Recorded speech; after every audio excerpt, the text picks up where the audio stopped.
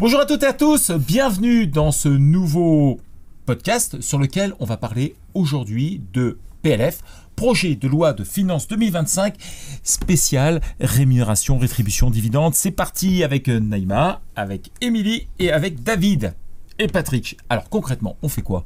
On va parler de 3 grands sujets et j'aimerais effectivement qu'on parle déjà des dividendes. Qu'est-ce qui veut s'en occuper ? C'est toi, David ? C'est pour moi les dividendes. Globalement, qu'est-ce qu'on retrouve dans ce projet de loi de finances ? À la grande surprise, c'est des propositions qui augmentent la fiscalité sur les dividendes. Alors globalement, de quoi on parle ? On parle de taxer les dividendes pour les entreprises qui réalisent un chiffre d'affaires supérieur à 1 milliard d'euros, ce qui représente quand même un certain nombre d'entreprises. Donc ça va être impactant. On parle également de taxer les dividendes des sociétés du CAC 40. Derrière ces propositions de loi, l'objectif c'est d'essayer d'inciter les entreprises, notamment du CAC 40, à réinvestir une plus grande partie de leurs résultats plutôt que de le distribuer aux associés. C'est une fiscalité, la fiscalité, ça peut guider certaines intentions. Donc là, l'intention, voilà, l'incitation recherchée a priori derrière cette proposition, ça serait un peu moins pour les actionnaires et un peu plus en réinvestissement. Et on a encore parce que c'est quand même c'est foisonnant dès qu'on parle de dividendes. On parle également d'une rehausse de la fiscalité de la flat tax, que je rappelle est à 30%, le PFU, prélèvement forfaitaire unique. Donc quand on se prend des dividendes, on paye 30%, 12,8 d'hier, 17,2 de prélèvements sociaux. Donc ça serait de passer de 30% à 33%. Alors on avait déjà fait des vidéos sur le sujet, oui. On avait rappelé l'histoire un petit peu de l'évolution des prélèvements sur les dividendes. 33%, si on retourne un petit peu en arrière, ça a déjà été fait.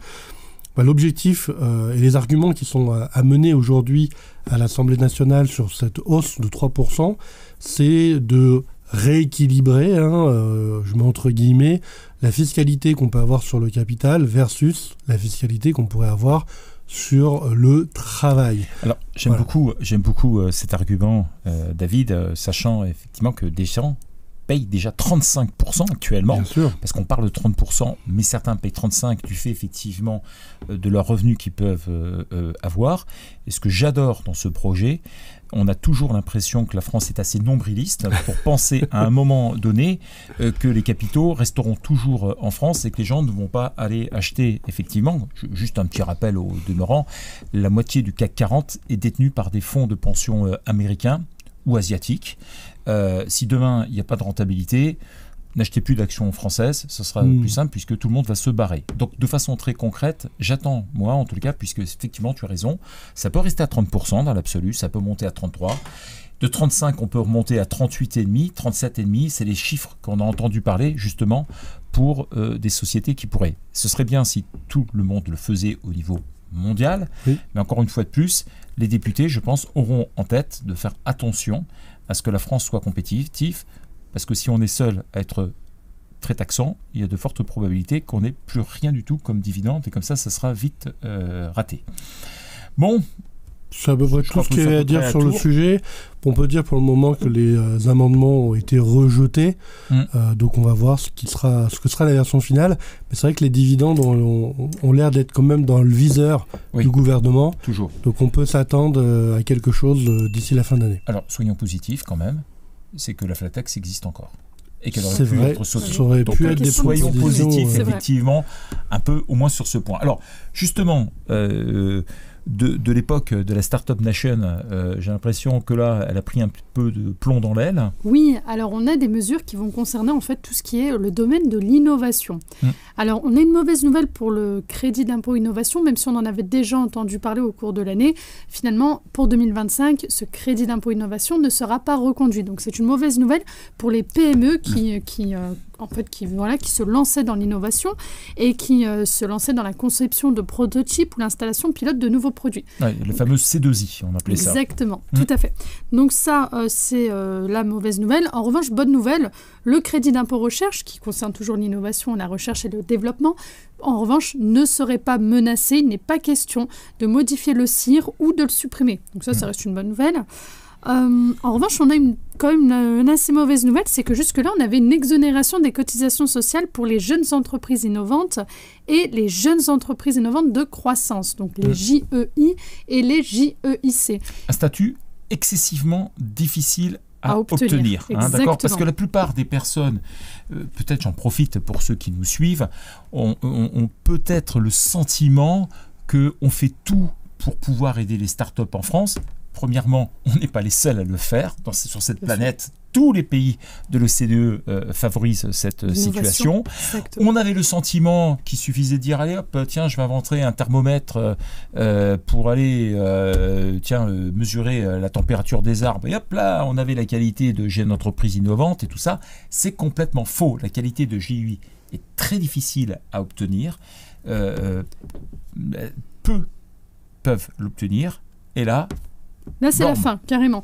Et en plus, c'était quand même très avantageux parce que ça concernait les PME, donc les startups. Ouais. C'est-à-dire qu'on n'avait pas besoin d'entrer dans une énorme entreprise pour en bénéficier. Non, les grosses entreprises ne pouvaient pas les avoir, puisqu'en plus, il ne fallait pas être filiale Tout à fait. Il fallait vraiment être autonome et détaché.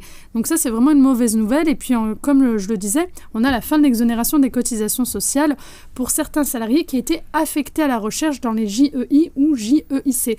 Donc ça va finalement créer un coût supplémentaire pour toutes les personnes dédiées à la recherche. Donc là, vraiment, c'est une mauvaise nouvelle pour le secteur de l'innovation en France. Oui, alors je sais, encore une fois plus, j'entends plein de personnes qui disent « ouais, c'est un truc normal par rapport aux autres ». Quand on voit effectivement aujourd'hui à quoi va ressembler le futur, on peut se poser la question si le futur naîtra en France. Il est peu probable, en tous les cas, qu'avec des mesures comme celle-ci, ça puisse se faire, effectivement. C'est excessivement dommage. Ça n'empêche pas que d'autres secteurs peuvent être touchés, et c'est pas normal non plus, mais c'est pas en tirant sur les uns, en se disant « vous êtes aussi malheureux que les autres », c'est normal. C'est un petit peu ça qui est donné. Alors, maintenant, on va parler de SMIC et de réduction sur les bas salaires, ce qu'on appelait auparavant la loi Fillon. Exactement. La loi sur les bas salaires, traduire en fait qu'il y avait des allègements sociaux qui étaient trouvés lorsque les gens il y avait le SMIC. Compris entre 1 et 1,6 SMIC. Voilà. Ça. Donc pour tous ceux qui ne se souviennent pas, Fillon était un ministre à l'époque. Je ne sais plus s'il était ministre de l'économie ou autre chose. Premier ministre, il me semble. À l'époque, oui, déjà, Premier ministre. Il a peut-être plusieurs... Sarkozy, Premier ministre, sous Sarkozy. Voilà, donc il était Premier ministre et il avait inventé un système qui permettait, pour rester compétitif vis-à-vis d'un point de vue mondial, d'avoir des charges sociales plus basses, plus faibles, traduire les mêmes que partout dans les pays, tout bêtement, tout simplement, et de revenir. Et là, d'un seul coup, patatras, ça changerait. Alors, c'était juste que, effectivement, des salaires les plus proches du SMIC te permettaient d'avoir des cotisations plus basses. Et au fur et à mesure que tu t'éloignais de ces 1,6 fois le SMIC, ta réduction de charge diminuait. Donc là, ça a un petit peu changé. On n'est plus sur le 1,6. On parlerait d'allègement qui serait compris sur des tranches de salaire entre 1,3 et 1,9 SMIC. Ça veut dire que finalement, l'employeur il aurait plus intérêt à payer un peu au-dessus du SMIC, puisqu'on a un 3. Et surtout, il pourrait aller plus haut, puisqu'on n'est plus à 1,6, on est à 1,9, mais en continuant à bénéficier des allègements de charges. Donc, globalement, ça veut dire que ça pourrait tirer un petit peu les salaires vers le haut. Pour éviter qu'on ait un effet SMIC en fait, qui perdure, tout simplement. D'accord. On n'a pas parlé de réduction sur les revenus salariales, ça Non, les charges patronales. Non, mais c'était une bonne idée. Sur les salaires, réduction des revenus salariales, ça aurait permis effectivement aux salariés de gagner un peu mieux leur vie, tout de suite. Ça aurait coûté rien à l'employeur, ça aurait été assez cool. Mais ça, c'est trop simple. Et on aurait une hausse du pouvoir d'achat. On aurait une hausse du pouvoir d'achat. Relance de l'économie. Et en restant compétitif d'un point de vue mondial, puisqu'on n'aurait pas augmenté le coût de la rémunération. C'est pas prévu. Alors, au niveau du SMIC, rien de neuf. De toute façon, l'augmentation est très récente, la fin 2024. Donc, pour le moment, rien n'est noté pour début 2025, en tout cas. Mais c'est juste un projet de financement de la sécurité sociale, donc à suivre. Bon, on va suivre tout cela. Pourquoi ? Parce que tout simplement, vous allez liker, vous allez vous abonner. Et comme ça, vous allez suivre les évolutions de cette loi de finances 2025 qui vont de rebondissement en rebondissement. Est-ce que tout sera terminé avant le 31/12/2024 ? Allez, c'est le pari. D'ici là, je vous souhaite le meilleur. À très vite. Bye bye.